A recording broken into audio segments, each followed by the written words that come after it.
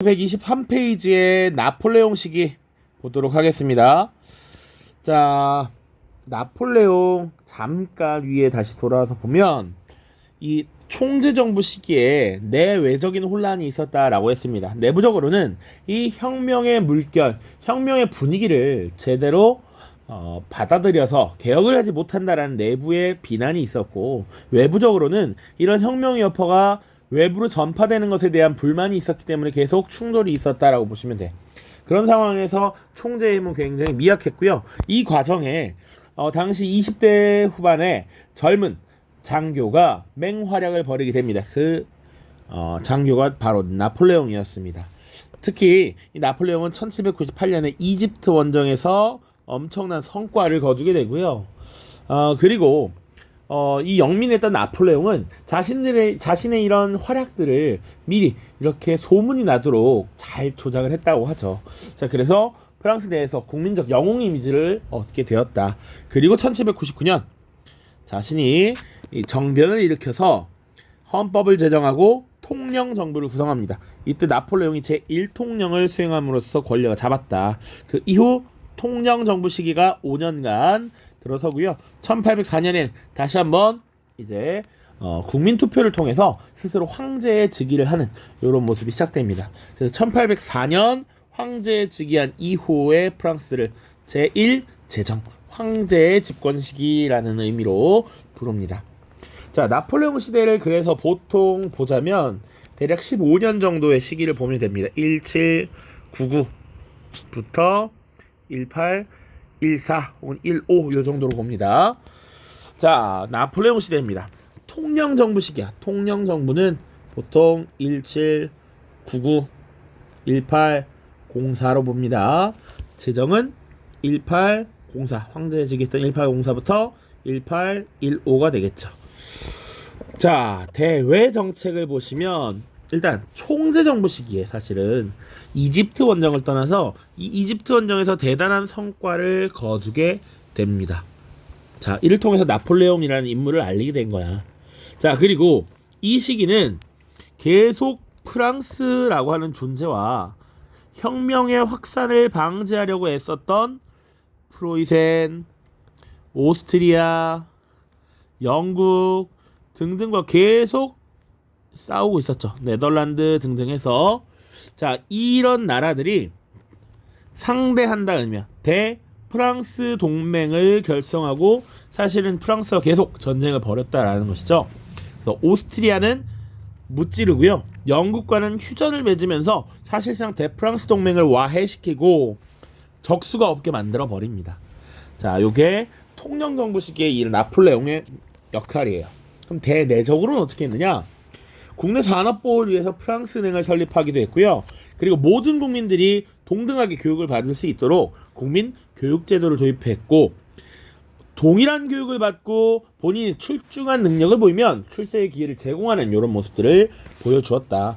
그리고 나폴레옹 법전이라고 하는 법전을 편찬해서 법 앞에 평등을 내세웠습니다. 자, 사람의 이름을 딴 법전 몇 개 안 나와. 첫 번째 뭐가 있었죠? 우리 역사에서 가장 처음 나오는 거 바로 함무라비 법전이 있었습니다. 또 유스티니아누스 법전 있었죠. 그리고 여기 나폴레옹 법전, 이렇게 세 가지 꼭 기억을 해 두시길 바랍니다. 자, 각각 시기.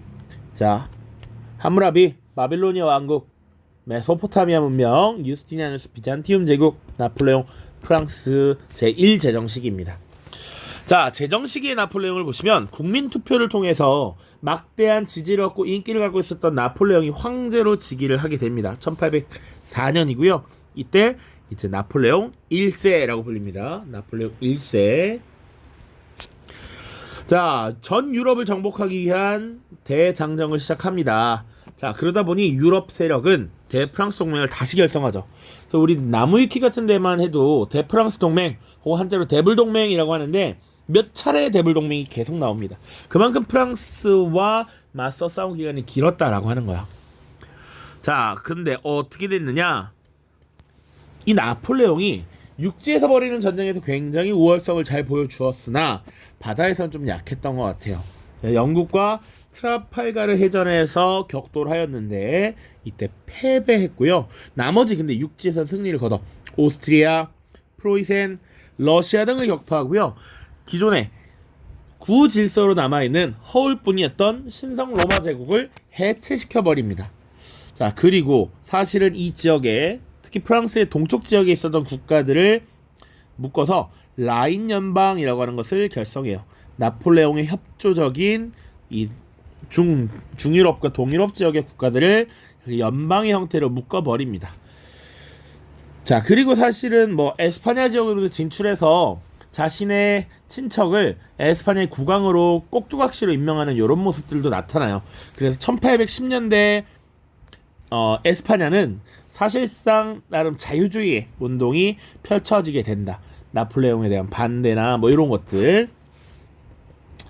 자, 지금 보면 육지에서는 어느 정도 강성함을 잘 보여줬음에도 불구하고 해전에서 영국에 깨졌단 말이야. 그 영국은 사실은 바다 건너에 있는 섬나라야. 그게 잘 관리가 되지 않죠. 그러니까 영국에 대해서 특단의 조치를 내리게 되는데 그것이 바로 대륙 봉쇄령입니다. 연도도 알아주면 좋을 것 같아요. 1806년이고요. 영국과 유럽 대륙이 교역을 하지 못하도록 이런 조치를 내렸습니다. 그러나 러시아가 이 영국이 내린 대륙 봉쇄령을 준수하지 않았고 교역을 지속했습니다. 그래서 이제 나폴레옹이 러시아 원정을 떠나게 되는데 결국 이 러시아 원정에서 실패하면서 사실상 점차 그 권력이 쇠퇴하게 되는 것이죠. 자, 나폴레옹의 몰락 보도록 하겠습니다. 몰락. 자, 대프랑스 동맹과 일단 러시아 원정을 실패한 이후에 대프랑스 동맹과 다시 한번 맞대결을 벌이게 됩니다. 이때 라이프치히 전투에서 패배를 하고 사실상 이제 나락으로 떨어졌다. 그래서 결국 강제로 퇴위되고 엘바 섬이라고 하는 것으로 유배가 됩니다. 자, 그런데 탈출해서 다시 프랑스의 권력자로 등장하게 되는데 결국은 워털루 전투에서 패배하면서 결국은 이제 진짜 끝을 맺게 된다. 저 먼 섬 세인트 헬레나로 유배를 가서 결국 최후를 맞이하게 되는 것이죠. 나폴레옹 시기입니다. 자, 통정정부 시기에 어떤 일이 있었는가, 재정 시기에 어떤 일이 있었는가 조금 구분을 해보는 것이 필요하다. 자, 그러면 프랑스 혁명과 나폴레옹 시대의 그리고 그가 미친 영향이 무엇인가 봐야 되는데 그 전에 잠깐 지도부터 보면 자, 프랑스입니다. 여기가 지금 프랑스죠. 프랑스의 영향이 이렇게 되게 컸다라는 것이고 프랑스와의 동맹국이 이렇게 연하게 칠해져 있는 오스트리아, 프로이센, 덴마크, 노르웨이 이런 나라들입니다. 그리고 위성국, 사실상 꼭두각시 나폴레옹의 아바타들이 통치하고 있는 국가 정도라고 생각하시면 돼. 라인 연방이라고 돼 있고요. 그리고 이탈리아 지역도 마찬가지고 여기 포르투갈은 예외적이지만 에스파냐가 이미 프랑스의 영향권 안에 들어갔다라는 거 봐야겠죠. 그리고 지도 잘 보시면 여기 러시아 원정을 이렇게 떠났다라는 것도 알 수 있고요. 트라팔가르 해전, 에스파냐 앞바다 트라팔가르 해전에서 영국에게 패배했습니다. 그리고 중요한 전투로서 마지막 워털루 전투에서 패배함으로써 나폴레옹이 진짜 찐으로 몰락해버렸다. 그 정도 보시면 되겠네요. 자, 프랑스 혁명은 어떤 의미를 갖느냐?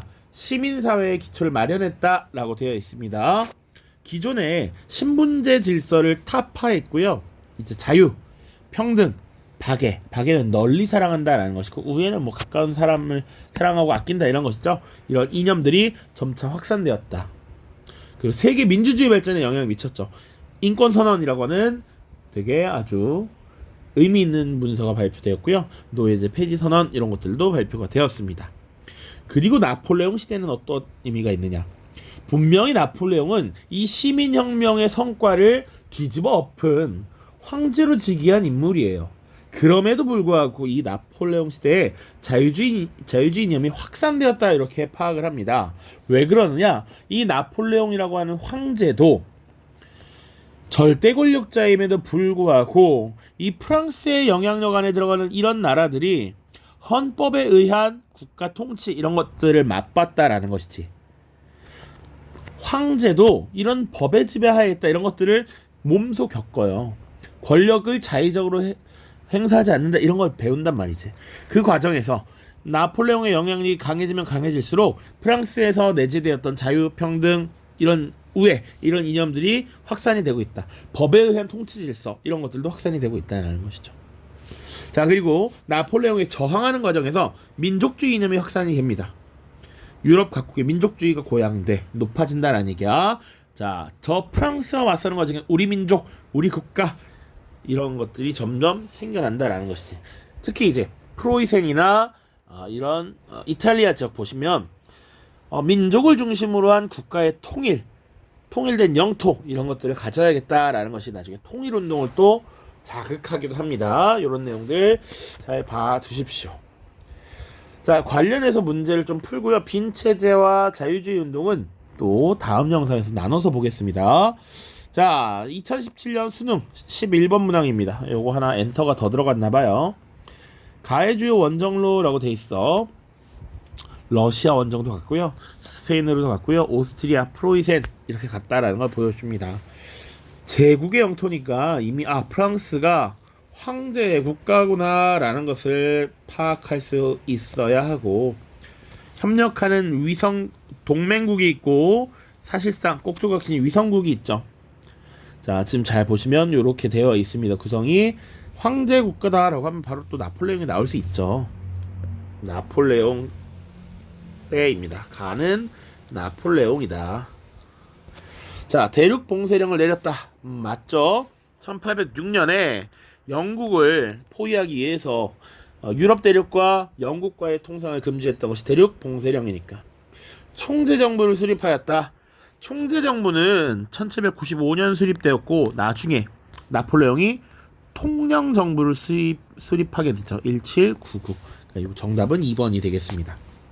워털루에서 전투를 벌였다. 1815년 워털루 전투에서 패배하면서 사실상 몰락했고요. 이집트 원정 단행했습니다. 1798년 총재정부 시절에 이집트 원정을 떠났고요. 노트르담 대성당에서 황제로 즉위하였다. 요것도 하나 이제 체크를 해 주십시오. 노트르담 대성당에서 황제로 즉위.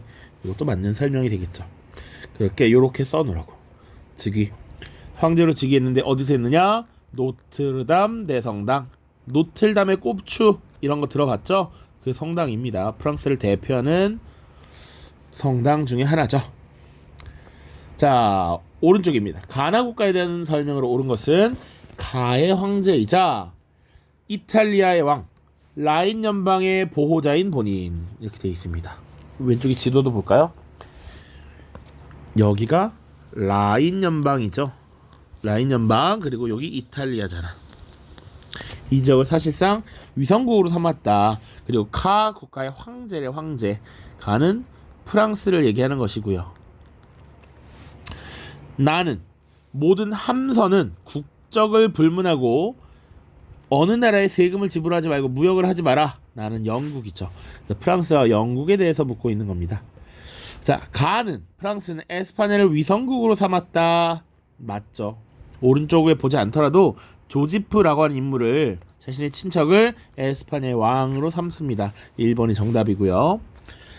자, 가는 러시아와 함께 사국동맹을 주도하였다. 요거는 자, 사국동맹이라고 하는 거 아직 안 다뤘는데, 자, 나폴레옹의 몰락 이후에 빈체제라고 하는 것이 열립니다.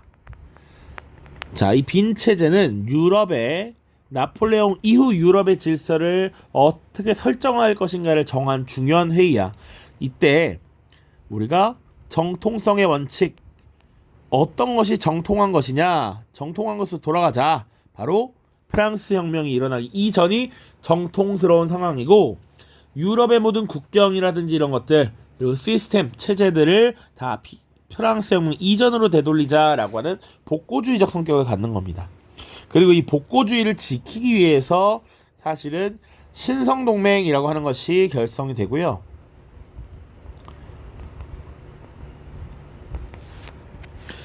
구성은 러시아, 오스트리아, 프로이센이 중심이 돼서 세 개 나라가 동맹을 맺습니다. 이 시스템을 맞추자. 자, 이 빈체제 자체를 소집했던, 주도했던 인물이 오스트리아의 재상이었던 메테르니히거든요. 그래서 이 인물이 중심이 되어서 러시아와 프로이센을 끌어들인 것이다. 사국 동맹이란 여기에 영국이 추가되는 것을 말해요. 그러니까 가는 프랑스잖아. 여기 해당되지 않죠. 자, 트라팔가르 해전에서 패배하였다. 영국이 프랑스에 승리하였죠. 그러니까 가는 트라팔가르 해전에서 패배하였다 이래야 맞고, 나는 미국의 독립을 지원하기 위해 군대를 파견하였다. 가가 파견한 것이죠. 이것도 가가 되어야 합니다. 나는 오스트리아를 물리치고 신성 로마 제국을 해체시켰다. 역시 가에 대한 설명, 가의 나폴레옹을 이야기하는 것이죠. 그러니까 정답은 1번입니다.